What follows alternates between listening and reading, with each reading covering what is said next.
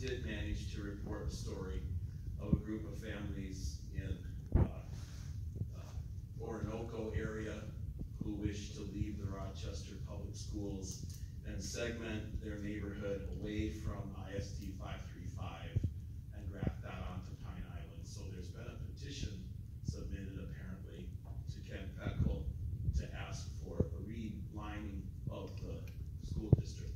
That represents another swathe of the Rochester Public Schools being cut away because they want to go to close-knit schools. Some of them have already been paying extra tax money to have their kids go up there to school instead of the Rochester Public Schools. So we lose students. Again, that's going to affect your funding at the state and the federal dollars. All of that funding happened before because parents want to go to Dover or Yoda, or they move their families out to Orinoco, or they go to St. Charles, and they're spending a lot of money to send their kids to other school districts. This used to be a school district that drew people, and now you're losing 1,000 people a year.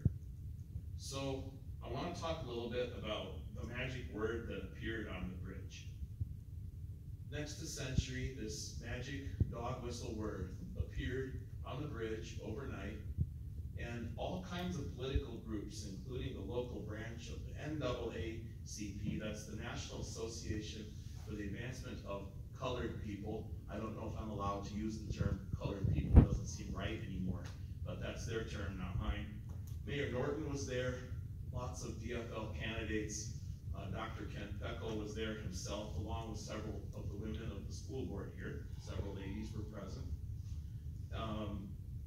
You also had ISAIAH Minnesota, CERT team members, along with OLIVIA Bergen. I think OLIVIA Bergen was in the audience. Perhaps, maybe you know if she was there or not.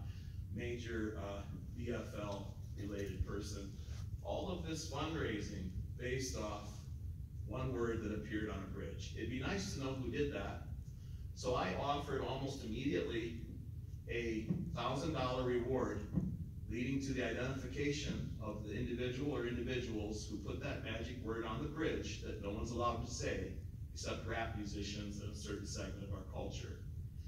A few days later, and these events continued inside the Rochester Public Schools with DFL candidates and so forth. A few days later, Yummy Bear is beaten to within an inch of his life, and he sits in an ICU, and there's crickets, radio silence. So I'm offering a $1,000 reward. The person who beat him up is an interesting character too.